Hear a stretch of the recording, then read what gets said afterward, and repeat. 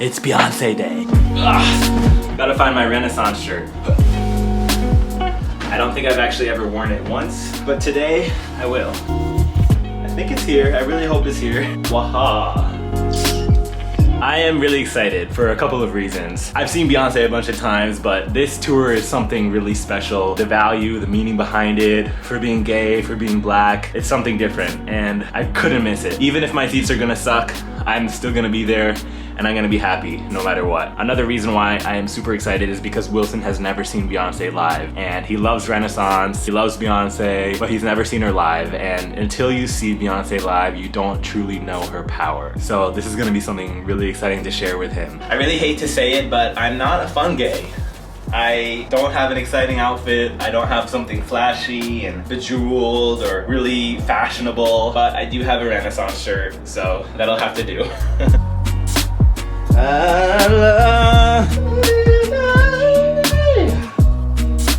Wilson, you should eat the drumsticks. No te comiste el pollo, so you can have it.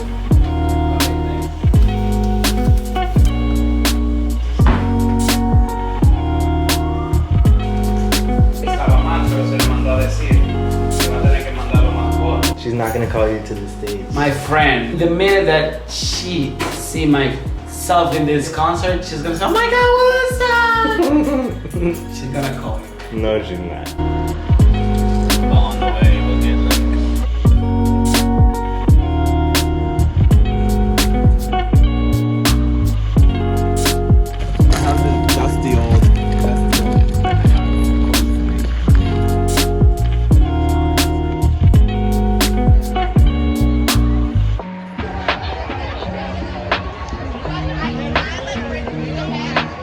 Why are you scared? because I haven't been in a concert like that. What do you think is gonna happen?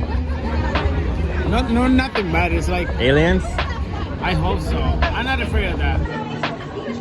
Oh wow.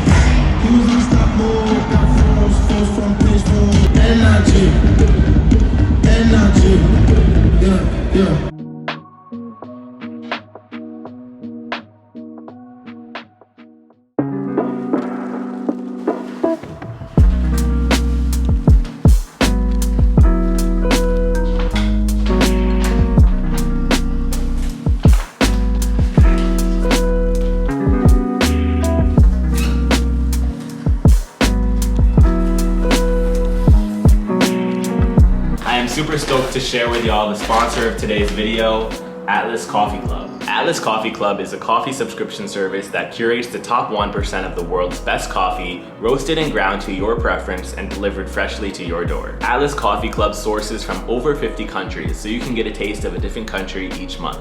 Their small batch roasting process allows you to taste the nuances between each country. Each month, subscribers receive single origin 100% Arabica coffee from a new country, a postcard from that country, as well as an info card about the country's history, tasting notes of the beans, and context about what makes this coffee unique. I really love the packaging that Atlas Coffee Club uses for their coffee. It's beautifully designed with the country in mind and really represents the culture well. This Nicaraguan coffee is a light roast with tasting notes of plantain, red grape, and caramel. It smells absolutely amazing. I love the color.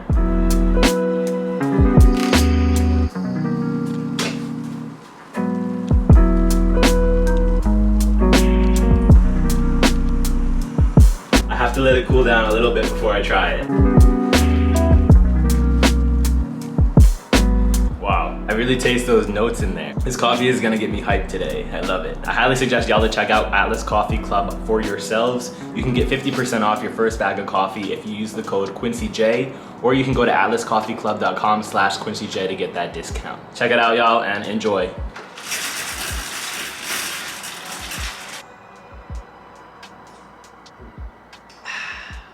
Yo, Beyonce was so good.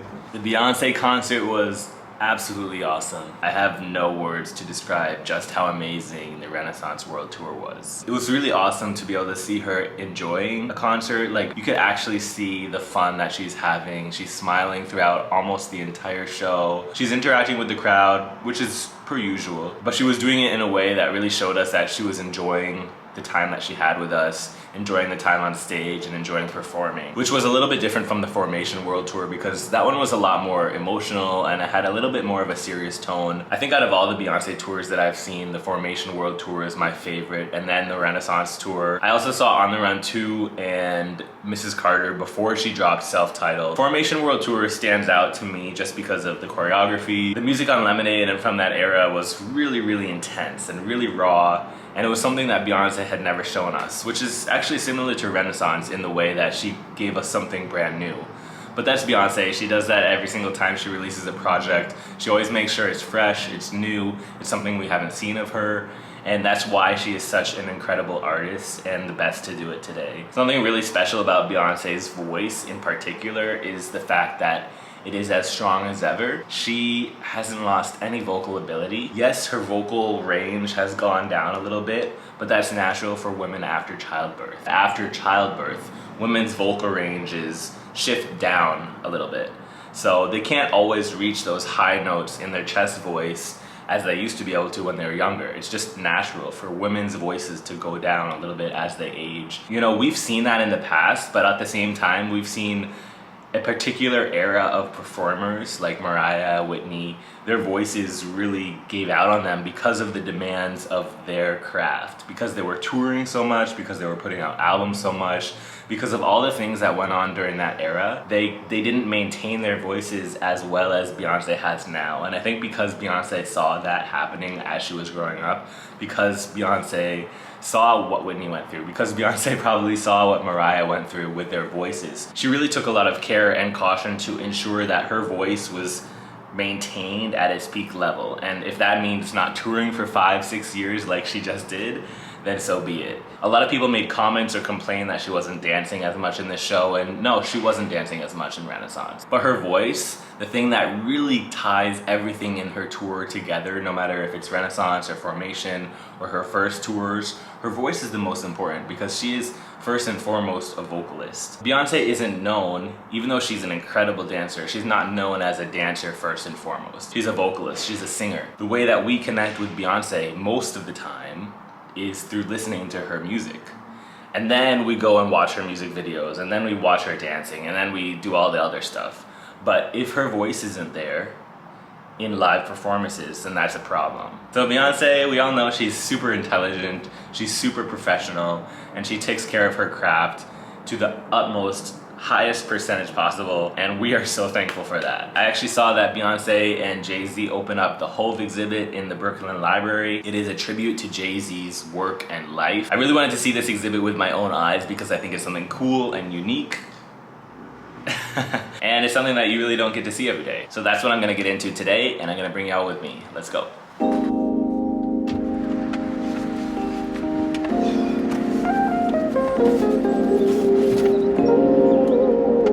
Normally I'd take the train, but for some reason there's no train directly from Queens to Brooklyn. I'd have to go all the way into Manhattan, downtown, and then up into Brooklyn. And that's like an hour-and-a-half train ride. So I'm driving.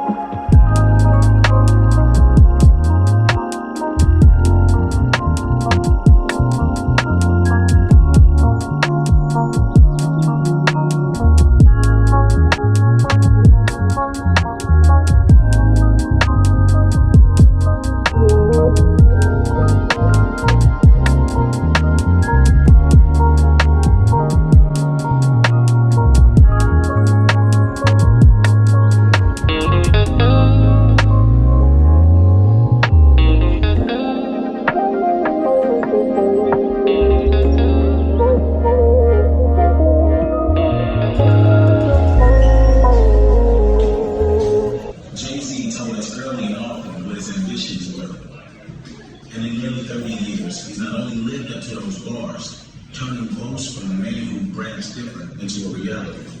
But he's exceeded them beyond every imagination, except maybe his own.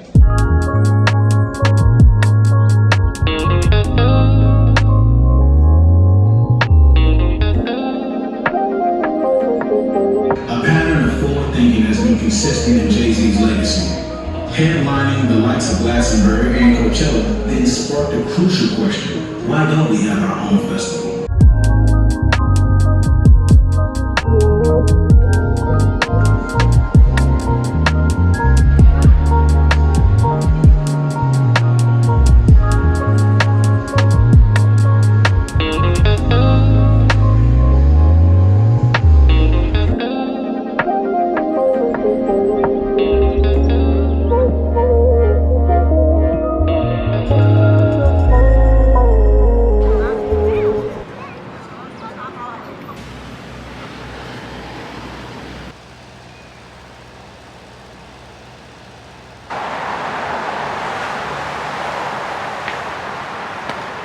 That exhibit was a lot more than I thought it was gonna be. It was like a whole museum full of Jay-Z stuff, and I learned a lot about him. My favorite part of it was the part where you went into the room and it's all dark and it kind of resembles a concert. It's really cool, actually. I tried to get a library card because they have special Jay-Z library cards for this exhibit of all of his albums, but my ID doesn't have my New York address on it, so they wouldn't let me. I definitely suggest it to anyone who is interested in Jay-Z or Beyonce or hip-hop in general. It is the 50th anniversary of hip-hop this year, so there's a ton of events around New York about hip-hop and the history of hip-hop. It's awesome to learn about the history of the music because a lot of the times you just hear it on the radio, you hear it on your playlists, and you don't really think about how it came to be. I'm about to head back to the apartment, hit the gym, and yeah, kind of chill out for the rest of the day. It's an overcast day here.